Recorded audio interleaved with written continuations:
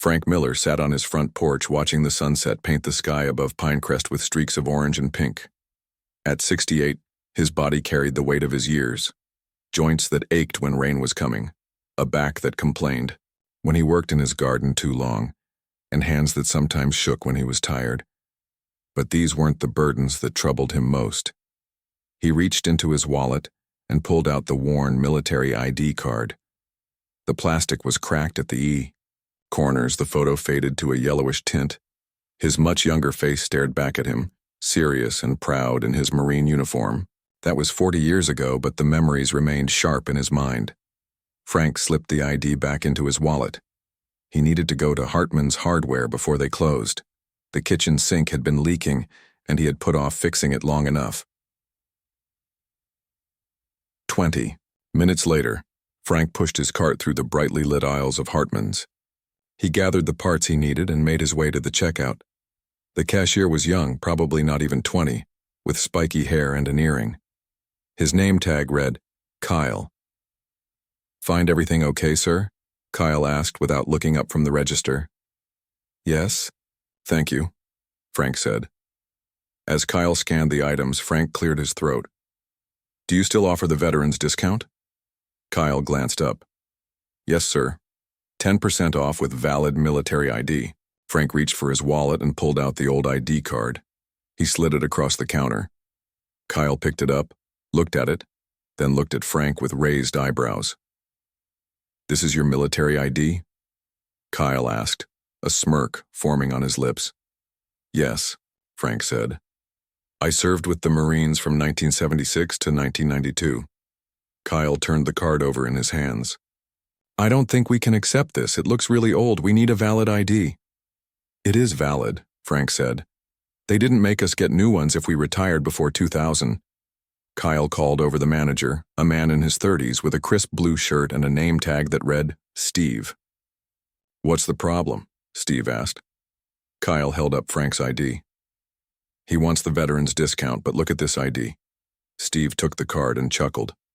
"Wow, this is like a museum piece." "Sorry, sir, but we need a current VA card or the newer military ID with the chip in it." "That is my ID," Frank said, his voice tight. "It's what they gave me when I left the service." "Right," Steve said, still smiling. "But we can't verify this. It could be made anywhere." He handed it back to Frank. A woman, in line behind Frank, sighed loudly.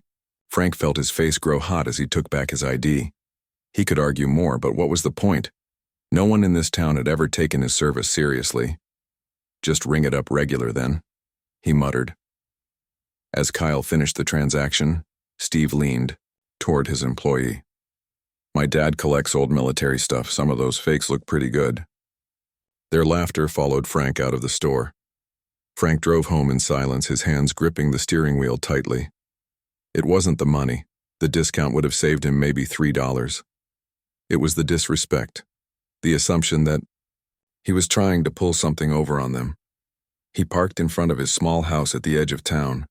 Unlike the newer homes in Pinecrest with their matching designs and neat landscaping, Frank's house showed its age.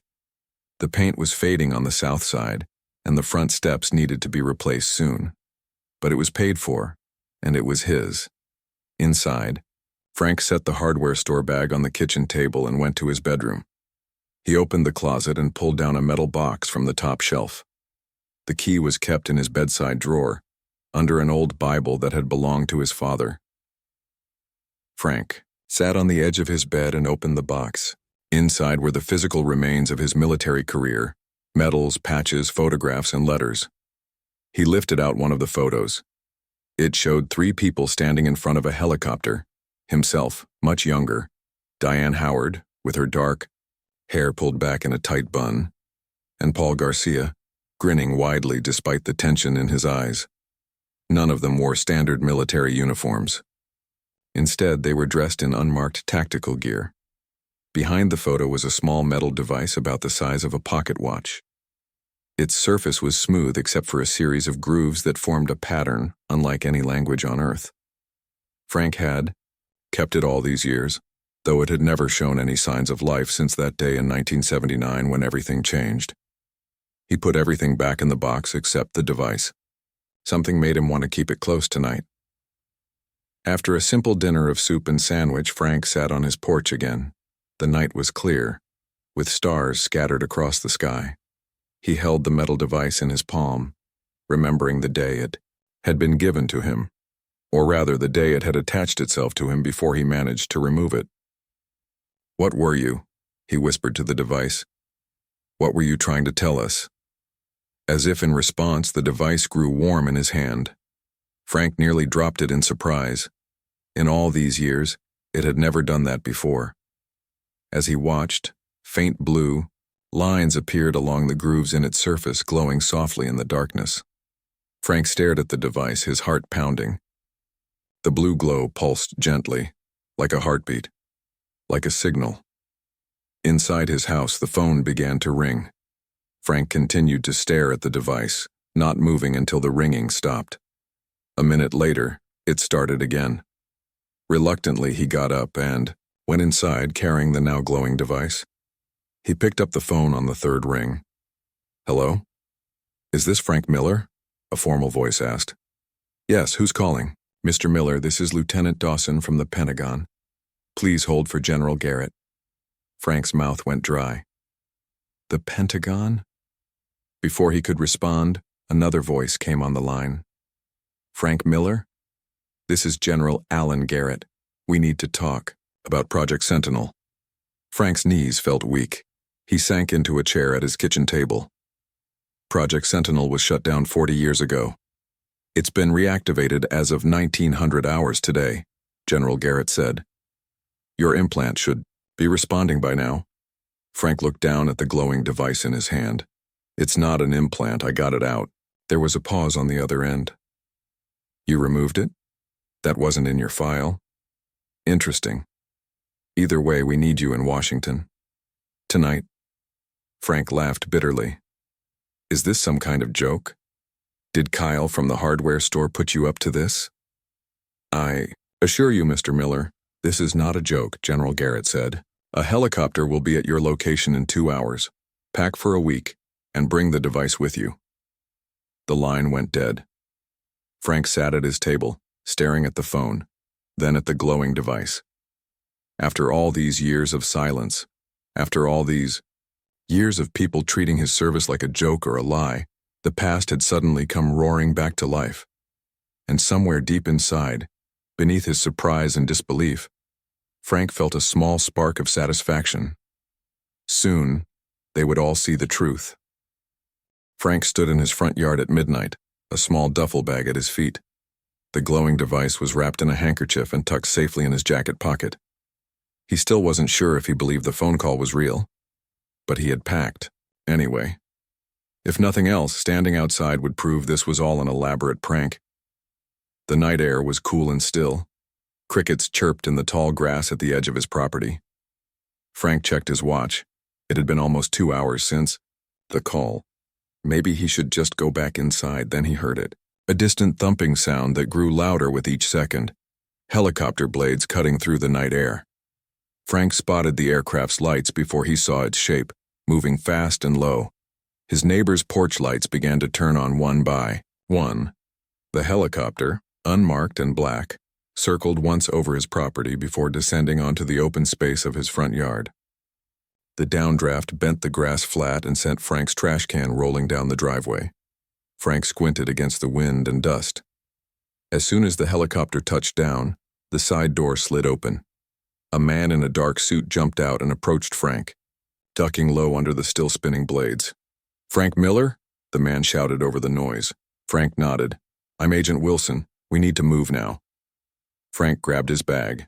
As Wilson led him to the helicopter, Frank saw his neighbor Ed Gordon standing on his porch in a bathrobe, mouth open in shock. Several other neighbors had gathered at the edge of Frank's property, watching the scene unfold. Among them was Steve, from the hardware store, who had apparently been driving by when the helicopter landed. His face showed pure disbelief. Frank allowed himself a small smile as he climbed aboard. Inside the helicopter, another agent handed Frank a headset so he could hear over the engine noise. Across from him sat a young woman in military uniform, Her hair pulled back tightly, her expression serious. "Mr. Miller, I'm Captain Lisa Reeves," she said through the headset. "Thank you for coming. General Garrett is eager to meet with you." "I didn't have much choice," Frank replied. "What's this all about? Why now after all these years?" "The General will explain everything when we arrive," Captain Reeves said. "It's about a 3-hour flight to the Pentagon. Try to get some rest." Rest was impossible. Frank spent the flight looking out the window at the dark landscape below and wondering what could have brought Project Sentinel back from the dead. The device in his pocket continued to glow, its warmth spreading through the fabric of his jacket. They didn't land at the Pentagon. Instead, the helicopter touched down at a military base Frank didn't recognize. A black SUV was waiting for them. Frank was quickly ushered inside and driven through several security checkpoints. No one spoke during the ride. Finally, they arrived at a nondescript building with no windows. Frank was led through a series of hallways and security scans before being shown into a conference room. The walls were bare except for a large screen on one end. A long table filled the center of the room. "Please wait here," Captain Reeves said, then left Frank alone. 5 minutes later, the door opened again. A tall man with gray hair and the posture of someone who had spent his life in uniform entered the room. Behind him were two people Frank hadn't seen in decades. "Diane? Paul?" Frank said, rising from his chair. Diane Howard had aged well. Her dark hair was now silver, but her eyes were still sharp and alert. She smiled at Frank. "It's been a long time." Paul Garcia had put on weight since Frank had last seen him, and he walked with a slight limp, but his wide grin was exactly the same. "Frank, man, you got old."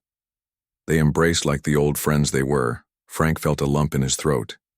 He had missed them. The tall man cleared his throat. "Mr. Miller, I'm General Alan Garrett. Thank you for coming on such short notice." They all sat down at the table. Frank noticed that Diane and Paul both had small bags under their eyes, suggesting they had been woken up in the middle of the night too. "I assume you've all brought your devices?" General Garrett asked. Frank placed his glowing device on the table. Diane and Paul did the same. The three objects pulsed with blue light in perfect sync. "Good," Garrett said. "Then it's confirmed. The signal is back." "What signal?" Frank asked. "And why are we here?" General Garrett pressed a button on the table. The large screen came to life, showing what looked like a radar image. 3 days ago, our deep space monitoring station picked up an energy signature, matching the one recorded in 1979. Yesterday, that signature began moving toward Earth. Paul leaned forward. "Are you saying they're coming back?" "We believe so," Garrett replied. "And they're coming much faster than anything we could travel. They'll reach Earth in less than a week." Frank felt a chill run down his spine. "Does anyone else know?" "Only the President and Joint Chiefs," Garrett said. "We're keeping this contained to prevent panic. As far as the public knows, this is just another satellite launch." He gestured to the devices on the table. "These started activating 12 hours ago, exactly when the signal strength reached a certain threshold, just like they did in 79. Diane touched her device with a fingertip. "I thought Project Sentinel was shut down. All records erased." "It was," Garrett confirmed, "but some of us kept watch. We knew this day might come. The three of you are the only human beings who have ever directly interfaced with their technology." Frank shook his head. "That was 40 years ago. We're not soldiers anymore. I'm a retired plumber. Diane's a librarian," she finished for him, "at Westfield Public Library. And I run an auto repair shop," Paul added. "We're not exactly in fighting shape, General." Garrett nodded. "We don't need you to fight. We need you to communicate. The neural pathways created when you interfaced with these devices are still there. Our scientists believe you're the only ones who can establish contact." "Contact?" Frank echoed. "Last time they weren't interested in talking, they nearly killed us." "We don't know their intentions this time," Garrett said. "But we need to be prepared for all possibilities. That's why we've reactivated Project Sentinel." He looked at each of them in turn. "Your country needs you again." All of you." Frank exchanged glances with Diane and Paul. He saw in their eyes the same mixture of fear and resolve that he felt. None of them had talked about what happened in 1979. They had been sworn to secrecy, told to forget, sent back to their regular duties, but they had never forgotten. "When do we start?" Frank asked. "Now," Garrett replied. "We've prepared rooms for you here. Tomorrow morning, you'll meet the science team and begin the process of reactivating your neural connections."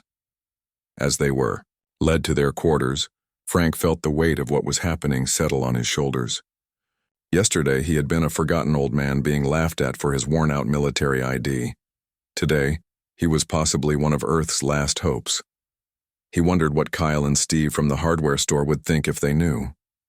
But then, if he and his friends failed, there might not be a hardware store or a Earth left for anyone to worry about.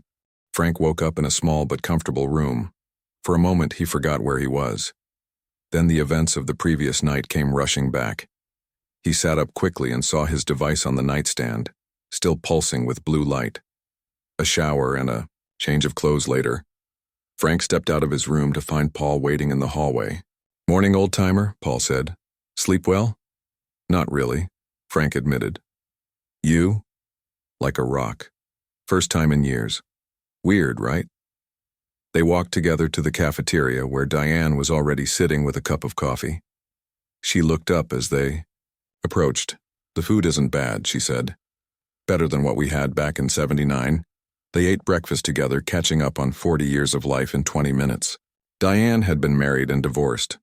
No kids, but she had nieces and nephews she adored. Paul had 3 children and 2 grandchildren. His auto shop was small but successful. Frank shared less. After the military, he had worked as a plumber until retirement. No family, no real friends in Pinecrest. Just a quiet life that no one paid attention to. Captain Reeves came to escort them to the science wing. They walked through more hallways until they reached a large laboratory filled with equipment. Screens displayed data charts and images Frank couldn't understand. A woman in a white lab coat approached them. "Welcome to Project Sentinel, version 2.0, she said. "I'm Dr. Lara Patel, head of the science team." She gestured to the devices they carried. "May I see them?" Frank, Diane, and Paul placed their devices on a table. Dr. Patel scanned them with a handheld instrument. "Fascinating," she said. "They're emitting a very specific frequency. We've been tracking the same frequency from the approaching objects in space." General Garrett entered the lab. "Have you briefed them, Doctor?" "Not yet," Dr. Patel said. She turned to the 3 veterans. "We need to restart your neural connections with these devices. In 1979, the connection was forced on you. This time, we'll do it carefully, under controlled conditions." Frank frowned. "What does that mean exactly?" "It means we're going to hook you up to these devices again," Garrett said bluntly. "But this time, we'll be monitoring everything. If anything goes wrong, we pull the plug." "And if we say no?" Diane asked. Garrett looked at her. "Then we try Plan B. But I won't lie to you. We don't have a Plan B that we think will work. These devices are our only known way to communicate with them." Paul picked up his device. "I'm in. Not like I've got much choice. If these aliens are coming to finish what they started, we're all dead anyway." Diane nodded slowly. "I'll do it, but I want conditions." "Name them," Garrett said. "If I survive this, I want a full military pension, and I want my record cleared of that incident in Berlin. It wasn't my fault, and you know it." Garrett nodded. "Done. Mr. Miller?" Frank looked at his device. The last time he had connected with it, the pain had been unbearable. But so had the knowledge that had poured into his mind. Glimpses of stars he didn't recognize, of technology beyond human understanding. "I'll do it," he said. "But I need to make a call first." "To whom?" Garrett asked, suspicious. "My grandson," Frank said. "He lives in Chicago. If something happens to me, he should know." Garrett seemed surprised. "I wasn't aware you had family, Mr. Miller. Your file lists no next of kin." "There's a lot your file doesn't know about me," Frank said. Garrett hesitated, then nodded. Make it quick. No details about the mission. In a private room, Frank dialed a number he knew by heart. After 3 rings, a young man answered. Hello? Eric, it's your grandfather. Grandpa? Where are you calling from? This isn't your number. Can't say exactly, Frank said. But I'm working with the military again. Something's come up related to my old service. There was a pause. Is this about Project Sentinel? Frank nearly dropped the phone. How do you know that name? I've been researching it for years, Eric said, excitement in his voice. Ever since you told me those stories when I was a kid. Most people thought they were just tales, but I knew they were real. I found patterns, references in declassified documents. I've been putting it all together. Frank felt a chill. Eric, this is important. What exactly do you know? I know about the 1979 incident, about the devices, about you, Diane Howard, and Paul Garcia. I know the government covered it all up. Eric paused. Are they back, Grandpa? Is that why they've called you in? Frank couldn't answer, but his silence was enough. I want to help, Eric said. I've studied this my whole adult life. I have information that might be useful. I'll see what I can do, Frank promised. I have to go now. I'll be in touch when I can. Frank hung up and returned to the lab, his mind racing. How had Eric learned about Project Sentinel? What else did he know? Back in the lab, preparations were underway. Frank, Diane, and Paul were seated in reclined chairs, surrounded by monitoring equipment. Dr. Patel attached sensors to their foreheads and chests. The process will be gradual, she explained. We'll establish the connection slowly. Monitoring. Your vital signs the whole time. If anything looks wrong, we stop immediately. Frank told General Garrett about his conversation with Eric. Your grandson has been researching Project Sentinel? Garrett asked, concerned. That's a serious security breach. We need to bring him in. He might have useful information, Frank pointed out. He's smart, always has been. Garrett stepped away to make a call. When he returned, he said, a team is being sent to pick him up. Now, are you ready to begin? Frank nodded. Dr. Patel placed his device on a small platform next to his chair. The blue light pulsed faster. Beginning neural connection in 3, 2, 1. Dr. Patel pressed a button. The blue light from the device intensified. Frank felt a warm sensation in the back of his skull spreading forward. Unlike the painful invasion he had experienced 40 years ago, this was gentle, almost pleasant. Images began to form in his mind. Stars, ships, strange beings with multiple limbs, a sense of urgency, a feeling of... Frank struggled to understand. Not hostility, as he had felt before. Something else. Fear? Beside him, Diane gasped. I see them, she whispered. They're running from something. Paul gripped the arms of his chair. There's another force out there. Something even they're afraid of. With Frank's mind filled with more images. A dark cloud moving between stars, worlds going silent, and a sense of desperate hope focused on Earth.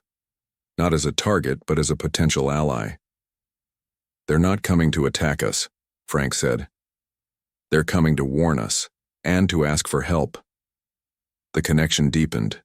Frank could feel the aliens' presence, more clearly now, like distant voices becoming audible. They recognized him, remembered the contact from 40 years ago.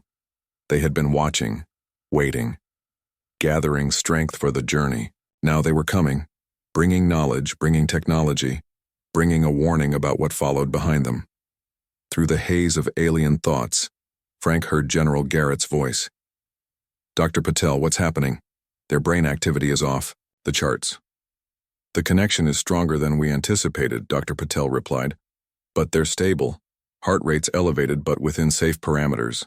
Frank tried to focus, to direct questions toward the alien presence in his mind. Why now? What changed? The answer came in a flood of images. Time running out.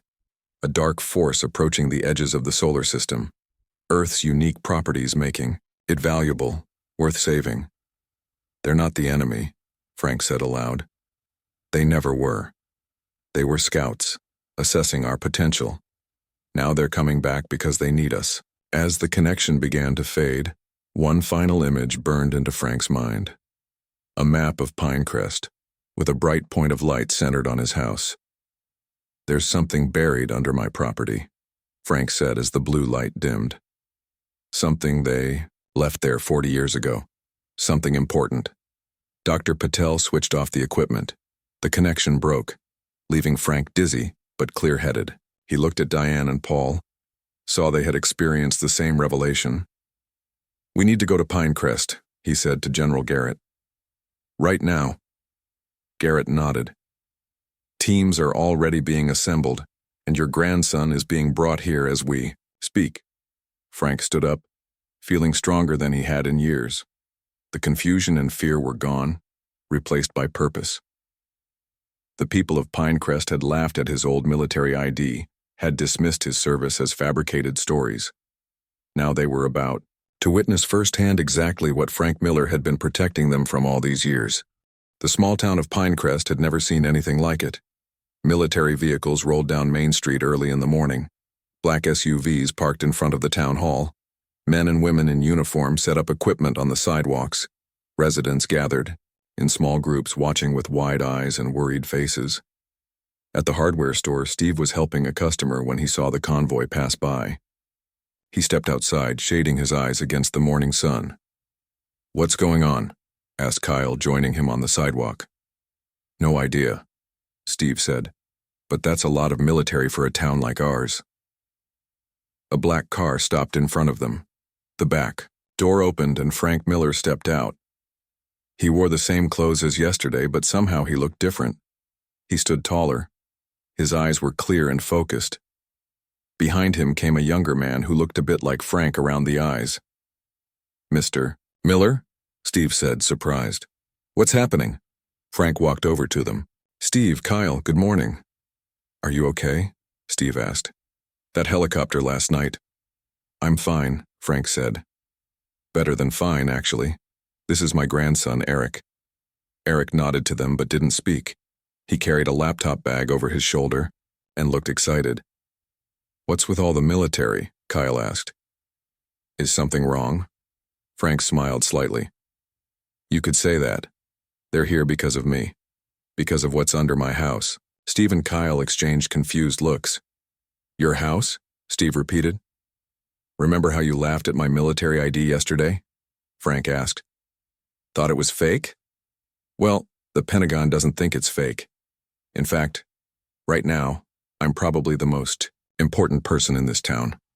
Before Steve could respond, a military officer approached. "Mr. Miller, we need you at the site."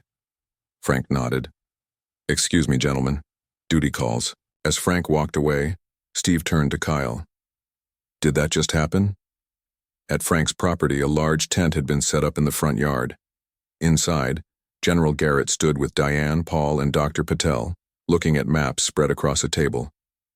Eric sat nearby, his laptop open, typing rapidly. "The scans confirm it," Dr. Patel said as Frank entered. "There's definitely something buried about 20 feet below your house, Mr. Miller. It's giving off the same energy signature as your devices." "We'll need to excavate," Garrett said. Carefully, Diane pointed to a spot on the map. "It's under the northeast corner of the house. We could access it from the side without damaging the structure." Frank shook his head. "No need. There's a way in through the basement. I've always known it was there, just never knew what it was." Everyone turned to look at him. "You knew?" Paul asked. "Not exactly," Frank said. "But there's a section of my basement wall that's different. Feels wrong somehow. I've avoided it for years. Now I know why." Frank led them into his house and down, into the basement. It was a simple space with concrete walls filled with boxes and old furniture. Frank walked to the far corner and moved a shelf away from the wall. "Here," he said, placing his hand on the concrete. "This part." Dr. Patel stepped forward with a scanning device. "He's right. The signal is strongest here." Eric joined them, looking at the wall. "Grandpa, your device. Try using it on the wall." Frank took out his device, which was still glowing blue. As he brought it near the wall, The light grew brighter. The concrete began to shimmer, like water disturbed by a stone. Then, to everyone's amazement, it simply vanished, revealing a narrow passageway. It was hidden by some kind of force field, Dr. Patel said, her voice filled with wonder. "I'll go first," Frank said. He took a flashlight from one of the soldiers and stepped into the passage. The others followed. The passage sloped downward, for about 30 feet before opening into a small chamber. In the center stood a pedestal, and on the pedestal sat an object about the size of a basketball. It was made of the same material as their small devices, but covered in more complex patterns. It glowed with the same blue light. "What is it?" Garrett asked. "It's a communication node," Eric said, surprising everyone. "Based on my research, the aliens left several of these around the world. They're designed to activate when the main fleet approaches." Dr. Patel scanned the object. "The energy readings are off the charts." Frank stepped toward the pedestal. The blue light pulsed faster as he approached. Without thinking, he placed his hand on the object. Immediately, the chamber filled with bright blue light, and a three-dimensional map appeared in the air above the pedestal. It showed the solar system, with a cluster of points moving toward Earth from beyond Mars. "That's them," Frank said. "The alien fleet." Another cluster of points appeared, much farther out but moving in the same direction. "And that's what's chasing them," Diane added. She had moved next to Frank, her hand also on the object. Paul joined them, placing his hand on the other side. The map expanded, showing more details. Streams of light connected the alien fleet to the communication node, and through it, to their 3 devices. "They're talking to us," Paul said. "Sending data." Eric was typing frantically on his laptop, which he had somehow connected to Dr. Patel's scanner. "I'm picking up the data stream. It's massive. Star charts, technical specifications, something that looks like a warning." General Garrett stepped closer to the map. "How long until they arrive?" 3 days, Frank said, the knowledge suddenly clear in his mind. "They'll enter Earth orbit in 3 days. The dark force will arrive 2 weeks later." "And what happens then?" Garrett asked. Frank looked up from the map, his face grave. "They're hoping we can help them fight. If we can't, Earth will be destroyed. Just like their homeworld was." Outside the house, a crowd had gathered. Word had spread through Pinecrest about the military presence at Frank's property. People stood behind the barriers set up by soldiers, craning their necks to see what was happening. Among them were Steve and Kyle from the hardware store. They watched as more equipment was brought in, as important-looking people in suits arrived in expensive cars. "Do you think it's true?" Kyle asked. "About Mr. Miller being important?" Steve nodded slowly. "Maybe we were wrong about him." A commotion at the front of the crowd drew their attention. People were pointing at the sky. Steve looked up and gasped. There, visible even in daylight, was a streak of blue light crossing the sky. Then another. Then dozens more.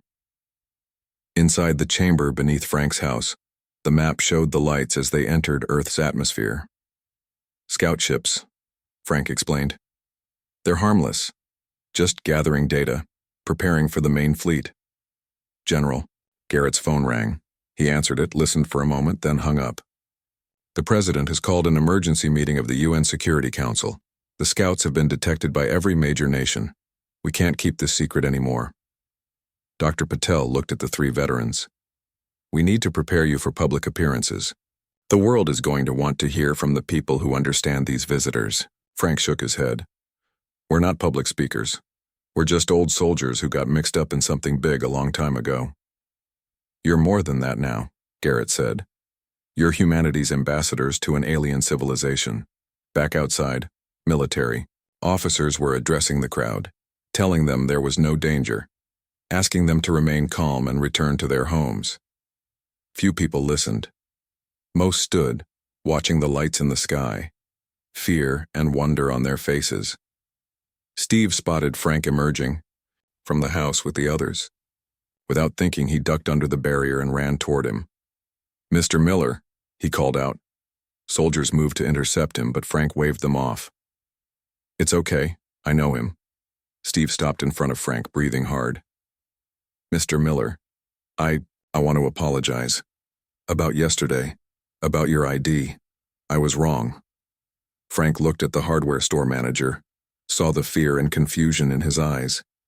He felt no satisfaction in the man's distress, only a weary understanding. It's all right, Steve, he said. You couldn't have known. Steve gestured to the sky. What's happening? Are they real? Frank nodded. Yes, they're real. And soon, everyone will know exactly what they are. He looked up at the blue, streaks crossing the sky, knowing that the small town of Pinecrest would never be the same again, and neither would the world. 3 days passed in a blur of activity. The small town of Pinecrest became the center of global attention. News crews camped outside the military barriers. Important people from around the world arrived in a steady stream of helicopters and cars. Frank's modest house was now surrounded by a small city of tents and equipment. Frank, Diane, and Paul spent most of their time in the underground chamber, connected to the communication node. Each hour they learned more about the aliens, who they were, why they had come to Earth in 1979, and what had happened to their homeworld. They call themselves the Sentinels, Frank explained to General Garrett and a group of world leaders gathered in the chamber.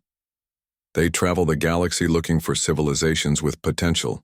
They visited us 40 years ago to assess whether we could be allies. And now they need our help, Diane added. The dark force that destroyed their planet is moving through the galaxy, consuming everything in its path. Eric had set up a projection system that displayed the data they were receiving. Images of strange ships and star maps filled the air above them. The Sentinels are bringing us technology, Paul said. Weapons and shields that might help us fight. But why us? Asked the Chinese president. We are not the most advanced species they could find. Frank smiled slightly. Actually, we are unique in one important way. The human mind has an unusual structure. That's why Diane, Paul, and I were able to connect with their devices. Most species can't do that. They need us as a bridge between their technology and the physical world. Outside, in what had once been Frank's front yard, Steve from the hardware store had volunteered to help serve food to the military personnel. He handed a cup of coffee to a tired-looking soldier. Any news? Steve asked. The soldier shook his head. Nothing we're allowed to share. Kyle joined them, carrying a tray of sandwiches. I still can't believe all this is happening in Pinecrest. And because of Frank Miller of all people, Mr. Miller, Steve corrected him. Show some respect. At that moment, a murmur went through the crowd.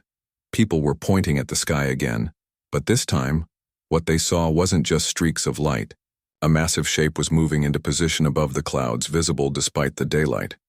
It was huge, stretching from horizon to horizon.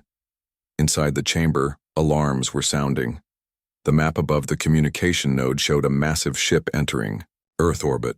They're here, Frank said. The main fleet has arrived. General Garrett's phone rang. Yes, Mr. President, yes, we're seeing it too. No, sir, our readings show no hostile actions.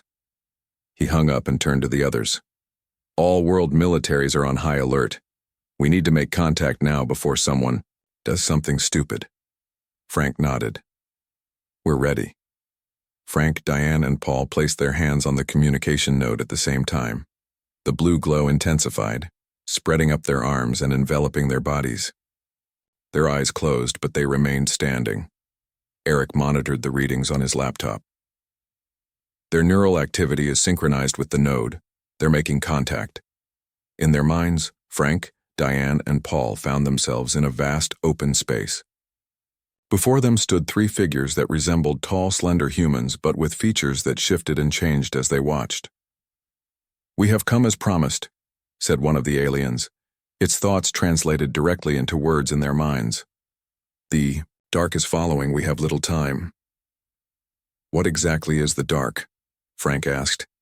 Images flooded their minds, a force that consumed energy, that reduced vibrant worlds to lifeless husks, that could not be reasoned with or stopped by conventional means. It feeds on life and thought, the alien explained. But your minds, connected with our technology, can create a barrier it cannot pass. How? Diane asked. More images. Humans and Sentinels working together, using the unique properties of human consciousness to create a field that would push the dark back. We need thousands of human minds connected to our network, the alien said. Willing participants who understand what is at stake. And if we succeed, Paul asked, then both our species survive. We share our knowledge. We become allies. The connection ended. Frank, Diane, and Paul opened their eyes, the blue glow fading from their bodies. Did you get all that? Frank asked Eric.